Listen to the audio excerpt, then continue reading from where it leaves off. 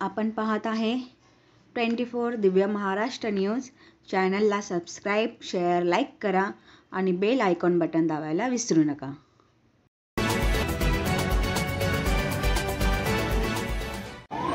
मी घाटकोपर पूर्व दुधगती मार्गावरती उभा आहे, ज्या ठिकाणी भारत पेट्रोल पंप जी घटना घडली 2 तासापूर्वी, त्या ठिकाणी जाहिरातीचं जे होल्डिंग आहे त्याचा जर पाया पाहिला असेल तर 5 फुटापर्यंत देखील खोदलेलं नाही आहे।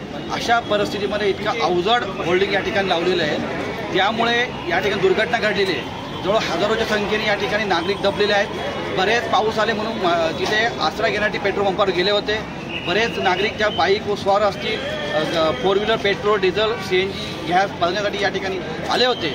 अशा परिस्थितीत बरेच नागरिक त्या गाड्यांमध्ये दबलेले आहेत। अजून देखील नागरिकांना शासकीय मदत मिळालेली नाही आहे, परंतु ह्या जाहिरातीचं होल्डिंग अनधिकृतपणे कसं रवलं गेलं याची चौकशी केली पाहिजे।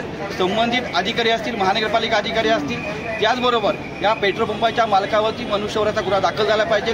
ही राष्ट्रवादी युवक काँग्रेस शरदचंद्र पवार पक्षाची मागणी आहे।